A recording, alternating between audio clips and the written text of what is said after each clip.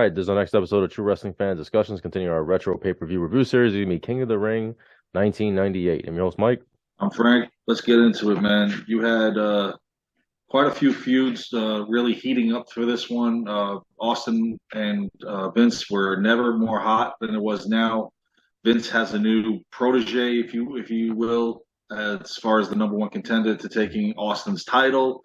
You can also say it's kind of a faction because not only Kane is doing this, but now Mankind has rejoined Paul Bearer for a cup of coffee for however long it'll last. And you have an injured Stone Cold Steve Austin going into this. I'll get to that later. But I'm going to just say this. If it wasn't for the last three matches on this card, it was crap leading to the final three matches. So here we go. Oh, yeah. June 28, 1998, Pittsburgh, Pennsylvania, 17,087 on hand. The buy rate was actually a pretty good one on this, 385,000 for this one. Ross and Lawler doing the commentary. Now, for the King of the Ring tournament itself, let's just get a rundown. They only aired the semifinals and the finals on this one. I never liked when they did that. No, man. I want the whole tournament. Exactly. Like we got the first two. I'm sorry. We talk about this. You and I talk about this all the time. We love WrestleMania 4. We love, King of the Ring 93, obviously. 93, 94, 95 ran the full tournament. That was it. And that's as far as I'm concerned, that's the way that it should be. It should be. This whole pay-per-view should be revolving around that tournament and a prestigious number one contendership that they took away. But we got because Mabel ruined it for us. Right. And I don't want to get too off track, but we got a full tournament, Deadly Games, later on in the year. Survivor Series. Survivor Series, yeah. All right. So I thought that tournament was kind of trash. Most of it was kind of trash. A little bit, yeah. It was. Eventually we will review that. Actually this year, right? We're reviewing it this year. November. Yeah. We'll be on that one. Yeah. So we're sticklers. We want the whole tournament that night. But how about a few years from now? They actually have a 32-man tournament for the King of the Ring. But of course, we get the back end of it. Right. Yeah. So, real quickly on the qualifying matches, here you go. Mark Henry defeats Terry Funk. Mark Merrow beats Steve Blackman. Your boy Double J Jeff Jarrett beats Farouk. Oh Lord Jesus. Owen Hart beats Scorpio. Shamrock takes out Kama Mustafa or Godfather, however you want to call him. Dan Severn beats D'Lo Brown. Triple H beats X-Pac via countout. And The Rock beat Vader. Go figure. The first round, then, it was Dan Severn beat Owen Hart. Jeff Jarrett beats Mark Merrow. He's on a roll. Ken Shamrock takes out Mark Henry. And The Rock beats Triple H. So we've got the semifinal matches for this card and as well as the finals. So here we go. I think those were all on Raw, I believe. All those matches were on Raw leading up to this. Yeah, they started it, I believe they started at the beginning of June. Yeah. So back in the days we used to get the King of the Ring qualifying matches on Raw. Yeah. And now we get the qualifying and the you tournament. Get 80% of the tournament. Yeah. Anyway. It's ridiculous. How about that one year? 3 times it took Mr. Perfect to qualify. And then that rule went out the window. Yeah. They're like, all right, we ain't doing this no more. So here we go. Opening match was garbage. The Headbangers and the light heavyweight champion Taka Michinoku, of course, once again on Roman Reigns syndrome, not defending the title on a pay-per-view, versus Kaientai, Funaki, Tio, and Dick Togo. None of these guys believed in wrestling gear. Taka Michinoku. Yeah, that's not true. And you got Yamaguchi-san sporting the Giants stuff. Of course, it fully loaded. He was doing the Hideo Nomo and the Dodgers stuff. He is the wish list Sonny Ono. I'm now fully believing he is wish list Sonny Ono. Pretty much. And he's trash. Now I've said this before. I'll say it again. This feud for Taka with Kaientai ruined his career. Not only ruined it. But, I mean, you talk about, you feud with them, like Ahmed Johnson with the Nation, you feud with him, then he joins them. Then you do nothing with him. Good job on a 10-year contract, and you release him 3 years through it. I mean, I don't understand this. This had no, I don't know. And I think this match was announced the day of, I think. Yeah, we had 2 matches that were added that night. This was one of them. Which they could have just put that on Sunday Night Heat, and the tag title match, which was We'll get to that later. Yeah, I mean, and all these matches were pretty much short, except for the last three, which ran the usual 15 to 20 minutes. These were all under 10 minutes, so they were running it fast. Taka hits the Michinoku driver on Funaki and gets the pin. This is how this one ends. And like I said, Funaki was the only one that actually showed up in wrestling gear. The rest of these guys just woke up and got to the ring. I mean, I don't understand this. For Taka, he teams with Bradshaw. He teams with the Headbangers. This feud is trash, Vince. The title needs to be defended, and it's not. And you ruined this kid who is very talented. Yeah, he had talent. He did have talent. So, and not to knock, we knock Kaientai, but Funaki was the most talented guy on that team. I mean, no wonder why he lasted all the way to being now an announcer for the Japanese commentary team for the network. So following this match, now Sable comes to the ring. Sable has now just recently been reinstated by Vince McMahon, which just because. Yeah, just because I guess he likes looking at her. Right. Yeah. And so now she's pretty much at his beck and calling, pretty much, because she introduces Vince and the Stooges. Pat Patterson, gives her a little tap on the way out, and man, did she wail on him. Yeah. Woo! And then he's, no woman's gonna slap me. Get the hell out of here. Shut up, Pat. And then of course you got the other one, Mr. McMahon. I love when JR would just go to town on Patterson and Briscoe when they're kissing his ass. That was great. Pretty much Vince was talking about the main event and the stipulation. Now, I knew this. I don't know about you, but I knew this when I first heard the stipulation of the match. It's a first blood match, obviously. Now, if Kane loses, and I love hearing him say it himself, I will set myself on fire. Okay, I don't know about you, but when I heard that, two things I thought. Number one, how are you going to see if he's bleeding through a mask? No, his costume at that point covered everything. Exactly, and it was mostly red. Yeah. And number two, there's no way in hell Vince is going to set somebody on fire. Right. Yeah. I know. So at this point, I knew. Okay, Austin's reign's coming to an end. Was losing. Yeah. Mm-hmm. It's just a shame that the reign only literally lasted 24 hours. Yeah. I would have done the rematch at the next pay-per-view, but that's me. So he discussed all that and then headed out. So now our next match is a King of the Ring semifinals match.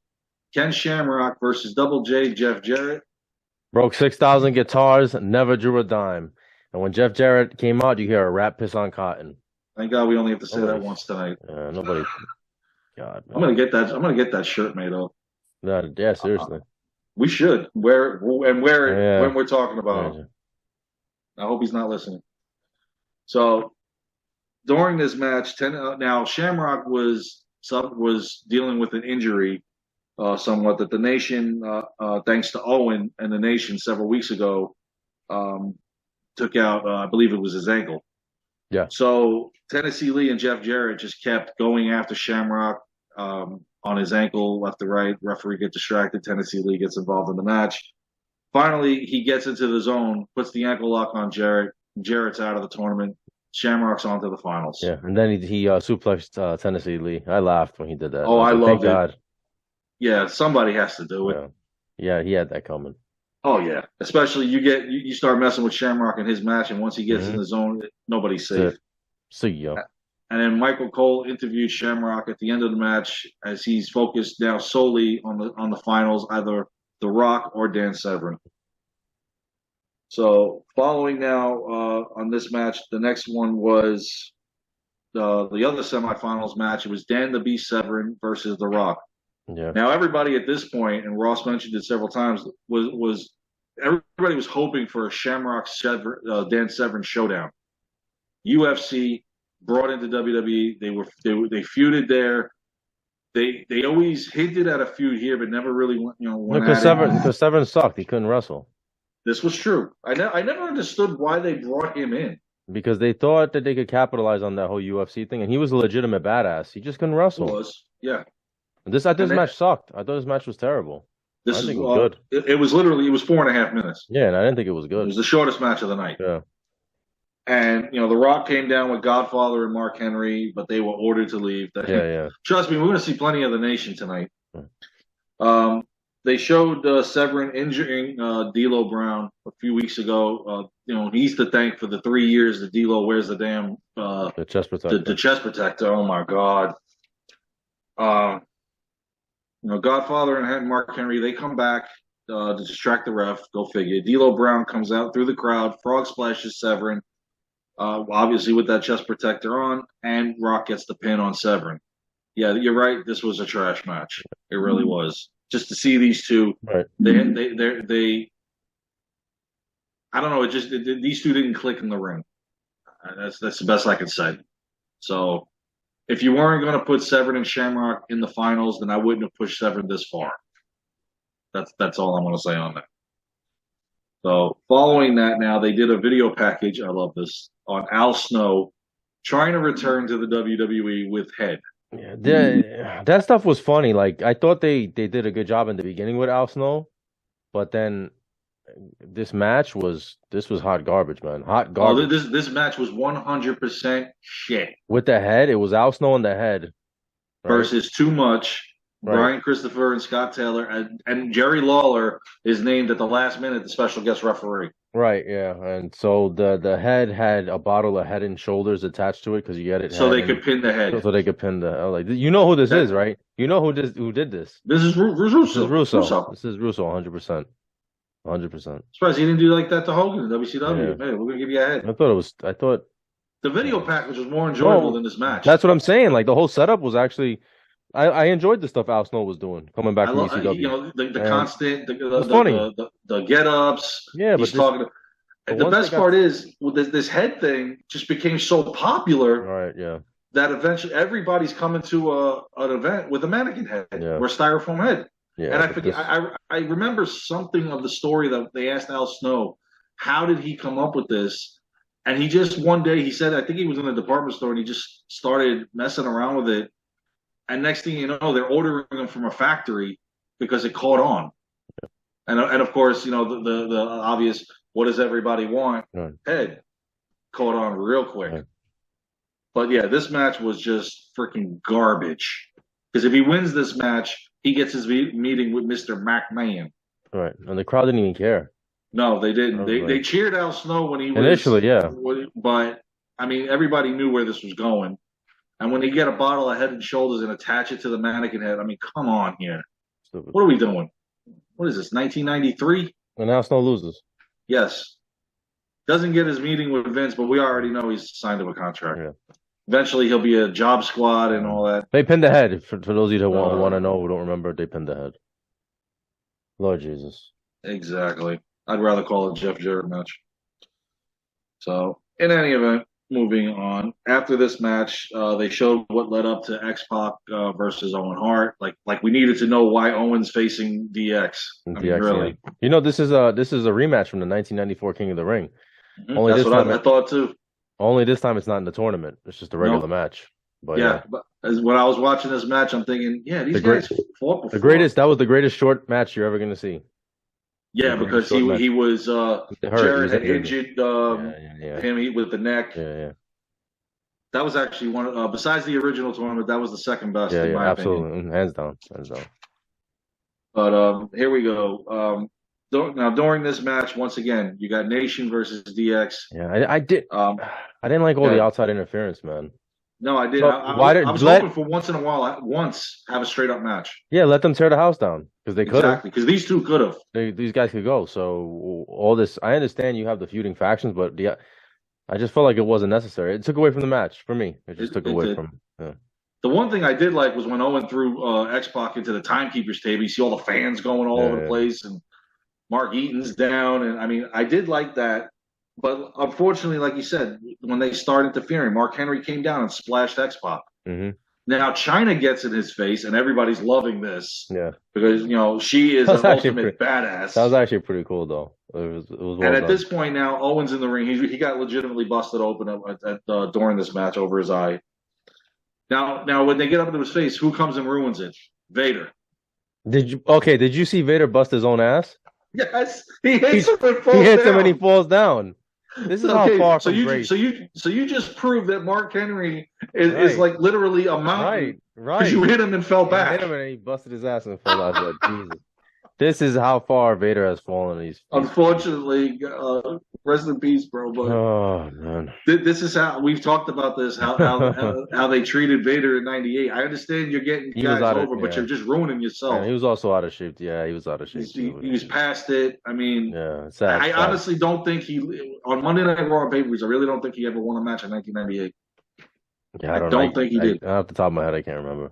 And I know fighting Bradshaw on pay-per-view was his last time. Yeah. So, I mean, it's a shame. But yeah, he busts his own ass trying to go up against him. I'm like, oh my god, tell me he just didn't do that. And meanwhile, Owen's got the sharpshooter now on X-Pac, looking Yeah, for the legitimate victory on Ref him. can't. China comes in, DDPs him. Yeah, DDPs him. Okay, I'm doing good here. DDTs him, and X-Pac covers to get the pin. So X-Pac beats Owen Hart. What's up? So Owen Hart once again screwed by DX. Yep. So after this match, Paul Bearer came to the ring, showing how Taker attacked him last Monday at the doctor's office when he's trying to get his stitches out. That was hilarious. Yeah, it was. That's At this hilarious. point now, I'm going, okay, this feud with Barrett and Taker, we're about to hit the 2-year mark, and it's no signs of going away. Well, because now Kane's involved now, though. Exactly. So, yeah. So now you got to wonder, how long is the Kane and Taker feud going to go? Right. Mm-hmm. And then come the middle of the year when they start teaming and all this, you don't know what's going on. Right. And then to make matters worse, Taker goes back with Paul Bearer eventually. So. But I mean, when he was in the ring talking about the match and stuff, it was really good. The upcoming main event, and of course, Taker's match later on as well. Our next match was the second that was added at the last minute. It was for the tag team titles. New Age Outlaws defending against just now the Midnight Express. They weren't the new anymore. They might as well be. They might as well be. And it was exactly champion versus the third champion versus champion. Of the Midnight Express. And they're the NWA. NWA tag titles coming down. But this is the last we see of all of that, pretty much. I think that whole NWA gimmick at this point was already done, pretty much. At this point, it was in the shitter. Right? Yeah, and I think JR makes a comment too, like that the only title that really matters is the WWF title. WWE tag team. It's titles, like you're already taking a dump on them being the NWA champions. Like how I don't know. I don't understand the point of that. What's the point? If you're gonna take a dump on it, why come out with it and acknowledge it? Exactly. That's my why keep it going. That's my whole point. I thought it was funny too that they mentioned Billy Gunn and Bart Gunn being brothers. Storyline wise, they still acknowledge that they were brothers. The smoking guns. Which surprised me because you know how they forget. They forget about certain things. Like Edge and Christian at some point they're not brothers anymore. So I thought that was funny. They're just best friends. Yeah, so it's like Road Dogg Jesse James and Badass Billy Gunn.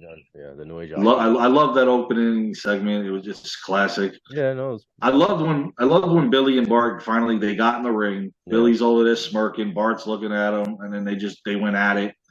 I mean, the match wasn't bad. It was just there was no build up to this match because they just signed it.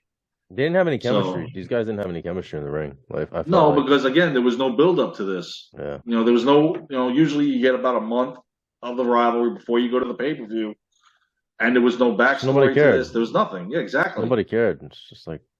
And of course Cornette's getting involved. He hits Billy Gunn with the racket. Holly's unable to get the pin on that. Cornette then came in again. This time China gets involved. She's got a busy night. And she low blows him. I love that. Crowd actually went nuts on that one.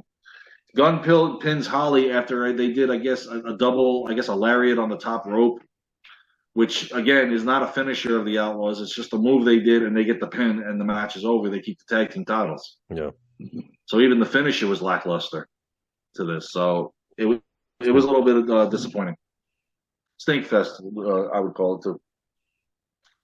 So now our next match will be the King of the Ring finals. It'll be Shamrock versus the Intercontinental Champion, The Rock. No love lost here. They fought at the Rumble. They fought at WrestleMania in one-on-one matches. So here we go again. We're going to get another Shamrock Rock showdown. This time with a little added hitch to it. Triple H comes down to do commentary during this match, which is, and if you notice now, I don't know if you noticed it, but he's starting the bulk up now. Yeah. No, he went from skinny. But what's funny is he bulked up here, but you could tell the difference between how he looked here and then how he looks at WrestleMania 15. It's like he got it, but then he lost a little bit of it. Well, I know he got maybe the injury kind of messed up. Yeah, he messed up his knee, which cost him to forfeit the title. Yeah, and then he got it back in '99 when he was healthy. I thought the commentary was unnecessary though. I felt like it kind of took away from the match. Triple H just like he still came off his heel too. He did. He's kind of bearing when they're fan favorites. Right. I didn't understand that. I mean, I know Rock and Triple H are gonna have their feud, but yeah, like you said, it took away from them. It's like by this point, nobody gives a shit about the King of the Ring tournament. That's what I'm saying. If you win it, you're not getting anything. It should have meant something, especially Rock and Shamrock. This used to be the main event of the card. Well, I mean, at least it was in the first one. Mm-hmm. I mean, second one, Piper had to take that one over. But I mean, this should be the main event. If you're going to do a King of the Ring tournament, make it mean something. And I'm a fan of. I believe that these guys should still be getting their title shots. Yeah. Otherwise, what are we doing here? Funny how you bring it back in 2002 with Brock Lesnar, but this whole time, all these guys win the tournament and get nothing for it. I mean, it elevates their career a little bit, but I mean, come on. When's the next time Shamrock's getting a title shot? Never.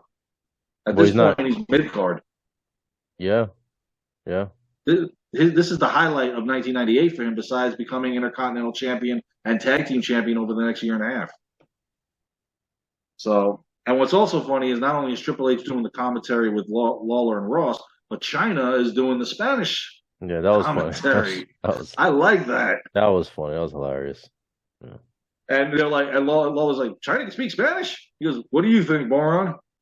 Of course, Triple H is insulting everybody. But Triple H insults himself. Did you hear what he said? He's like, I might be bi a lot. What did he say? I'm not bilingual, but I'm bi a lot of things. And then he's like, wait a minute, did I just say that? Yeah, you just insulted yourself. Good job there. I don't know. Well, this is why we really sometimes don't give you the microphone. Yeah. And it didn't take long during this match for Triple H to insert himself in the match. He over there spitting water in Rock's face, which again, if you're coming down and just don't interfere in the match until afterwards. If you want to get involved, be my guest. But let these two guys fight in the finals. Again, it's taken away from it. Mm-hmm.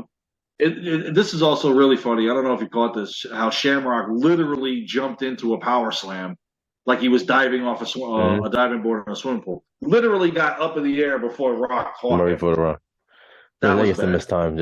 Yeah. But finally in this match, like all the others that he had, he applies the ankle lock submission. He gets Rock to tap out, but this time he lets it go. He's learned his lesson from the previous times he's fought the Rock. Yes. Because he had the victory at one point and then they reversed it. It's just funny that Shamrock, he's the King of the Ring, right? And the Rock never won a King of the Ring. Look at how big the Rock was, and look at his contemporaries like Stone Cold and Triple H and even Kurt Angle, right? Yeah. Those guys all won the King of the Ring, but the Rock never. But he goes on to win the title anyway. But my point is, it's interesting, right? Like, look at Billy Gunn too. Oh God, stop. He wins the next year. Billy Gunn beating fellow DX member X-Pac. No, I that wasn't 99 is a year to forget. Yeah. I'm just making the point that the top guys won the King of the Ring and went on to win titles and stuff, but he still goes on. Shamrock and Mabel are probably the only two that never got anything. Yeah. Well, I mean, I don't want to get off on too much of a tangent about Shamrock, but it's probably more the fact that he leaves than anything else. Had he stuck around, he would have been a champion, I think. Yeah, because I think it was right before 2000 or a little into 2000 he leaves. Yeah, maybe towards the end of 99 or beginning of 2000, something like that. But he was still, at this point, I guess he's still getting a push. They didn't know where they were going to go with him. So. Well, I remember they had they did put him in a number one contenders match later on down the line with Mankind and Rock. But of course the Rock wins that. Right. But number one contender to no title. Right. So now our next match has got to be one of my favorites of all time.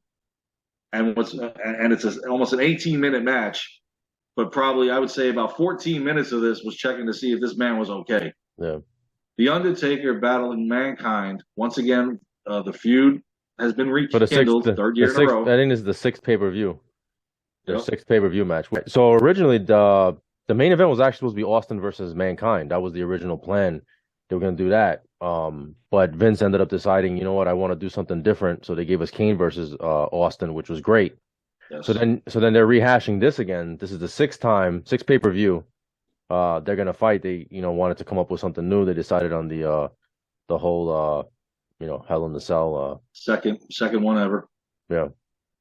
And oh my God. Now, I remember hearing back in the documentary, Mankind told Vince in the back, I've got something special planned for this match. He wouldn't tell him. He only, he I don't know if he told The Undertaker in the back or he told him when they got to the top to throw him off. I believe Undertaker knew. He had to convince Undertaker. Undertaker didn't want to do it. And if you notice, he kind of hesitated doing it because you see Mankind literally he throws himself off. Yeah, he did a thrust because Taker was still iffy on doing it. But I remember when this was all over, Vince gave him a hug and said, "Unbelievable match. You do that again, you're fired." Yeah. Terry Funk actually came up with the idea. Like, I guess he was just joking around with Foley. And then Foley was like, "Wait, maybe I can do that." So you can get into the match, and then I'll go over the spot. So I mean, Mankind comes down immediately, throws the chair up to the top because they had to do something different. That was the whole thing. They decided to start the match on top of the cage just to do something different. Yeah, which was smart. So he's up there. Yeah, Taker's looking at him. Mankind's telling him, "Come on." So he gets up there. Now it's already unstable as it is because some of those things are broken mainly because for the other insane stunt they pulled. So they're battling up there, and I mean, this is not even a minute, 2 minutes into the match. They get over to the edge, and Undertaker throws him off into the Spanish announce table. And it was just like, you know what? It was great because Ross said they killed him. Yeah.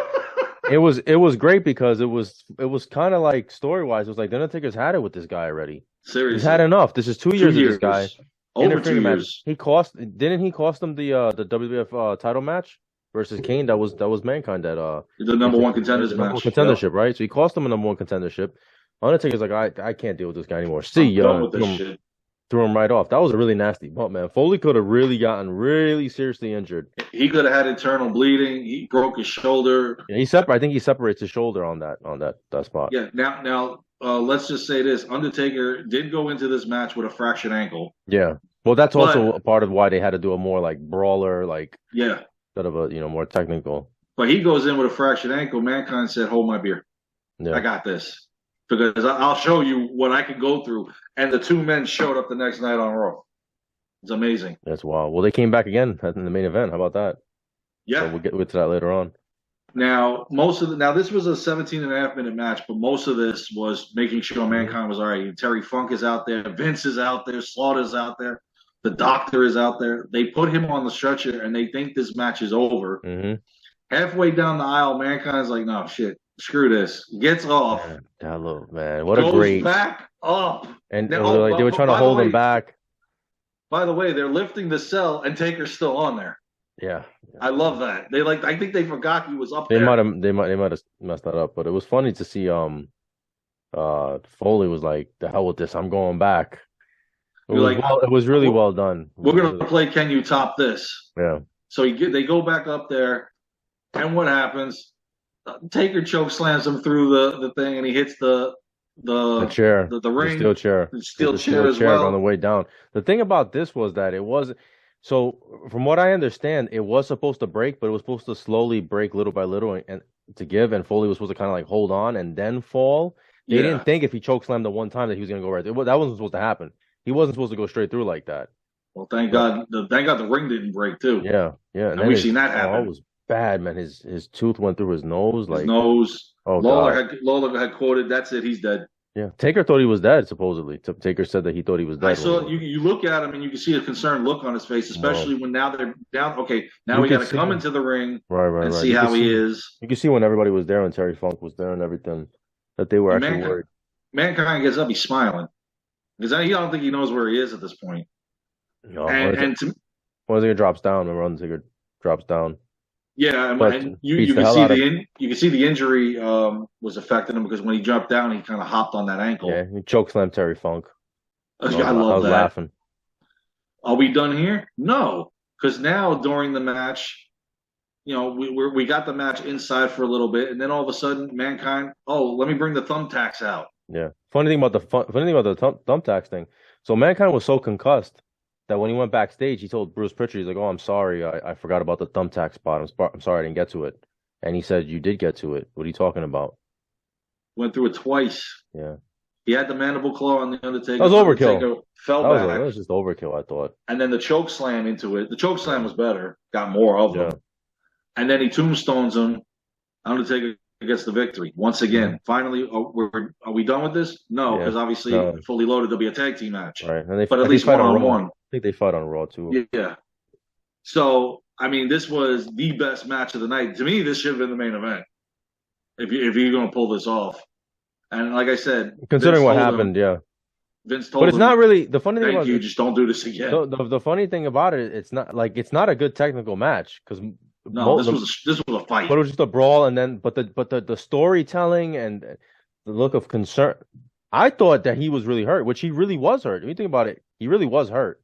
He just managed to drag himself and come. His tooth went up to his jaw, into his nose. Concussed. He was all messed up. He's smiling. He's busted open. Yeah. It was well done. I mean, it was well done. But in some ways, this kind of ruins Hell in a Cell going forward because nobody ever topped this. No, nobody ever topped this. No, this topped the original and stays at the top even to this day. Yeah, hands down. So our next match was the main event. It's the WWE title match, First Blood match. Steve Austin defending the title against Kane. They showed the video package, what led up to this. Yeah. I loved watching on Raw when they had the cell the week before on Raw, and Austin goes up there and he's stomping his way to Kane, and I'm kick his ass. Yeah.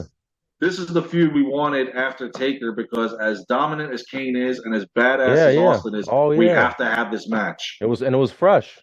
Yes, it was something we had never seen. Right. This was really well done. Really and well done. He starts the match off hitting Kane with the belt twice. And Earl Hebner had stated, I'm not stopping this match for a bloody nose or a scraped elbow. And remember, Austin got scraped up in the back where he was bleeding. Yeah. Mm-hmm. He's not stopping it. I want blood, guts. I want gushing shit here. Let's do this. And again, I'm thinking, even watching it to this day, how are you going to see if Kane's bleeding through that mask? Right, that was the whole thing. So you know what's going to happen. So what does happen? Still, well. Now the best part. The cage. What about the cage coming down? The cage. Yeah, I guarantee one of Vince's stooges was lowering. Right. It had to have been. Well, he's watching it in the VIP box. Yeah, he was. Yeah. With Sable. Yep, they got Sable there. Yeah. They lower the cell for a little while. Then they raise it. Kane's hanging from it. I love that. Then they drop it again. So I'm like, okay, we have a second Hell in a Cell match. What the hell? No pun intended there. Let's do it. And they're beating the crap out of each other in this match. And now Austin's elbow was heavily taped up. Reason why is a few weeks back he got a staph infection. Right. He was in the hospital in Houston for 3 days. He had a IV because he got to 104 fever. So him and Taker were actually kept out of several house shows because they were injured going into this pay-per-view. And, they pretty much were this pay-per-view. So they had to get there. Mm-hmm. So Austin, he had that heavily taped up. Obviously, thank God he healed from it. What was I going to say? Now, during this match, what happens? Here comes Mankind. Yeah. Here we go again. Now, he didn't get enough 25 minutes ago. Apparently no. So let's have some more of a beating. Austin stuns both of them. Austin, Mankind and Kane. Now here comes Undertaker hopping to the ring. I'm like, oh, boy, here we go. Now, Austin has a chair. Taker has a chair. They both want Mankind. Mankind ducks. Austin gets hit with the chair from Taker. That busts him open. Now, the ref is down. So they're still fighting. But Earl Hebner happens to gaze over and see it, stops the match. Kane is declared the victor. Well, how about Undertaker throwing gasoline on Earl Hebner? I'm like, why is he throwing gasoline? That I was just about to bring that up. Why are you doing that? I had no idea. I was like, I don't understand. I think he's concussed at this point and doesn't know what he's doing. I don't know. Later on, it's revealed that Undertaker said he interfered in the match because he couldn't let his baby brother set himself on fire. So that's the explanation that we get later on because we're led to believe that he hit him by at least watching it. I thought he hit Austin by accident, and then he told Vince McMahon, Well, was he really going for for my brother. Mankind or was he going for Austin? Well, that's what I'm saying is that as we're watching it, we assume that he was going for Mankind, but then the night after on Raw, he told Vince, I did what I had to do because I couldn't have my brother set himself on fire. Yeah, this is where you didn't know where these two guys were going. Yeah, so through the rest of the year, it's like they're fighting 1 minute, they're teaming the next. It was chaotic. So Kane wins the title. For 24 hours. Right. Austin, because they had that whole ceremony on Raw, and he comes out and he goes, "You big red dead bastard, will you give me my rematch?" And he nods and shit. Right, he challenges him and then he beats him the same night. I didn't like that. No, I didn't. I thought this was perfect. He won the title. At least let's have Austin chase the belt for a little bit, but then it kind of at least go to Fully Loaded and get the rematch, win it there. Right, absolutely. But only 24 hours, Kane, and this is the only time Kane ever wins the WWE title. He only gets the World Heavyweight title later on. Right. But this is it for the WWE Championship. 24-hour reign. Yeah. And I'm sorry, but that belt looked good on him.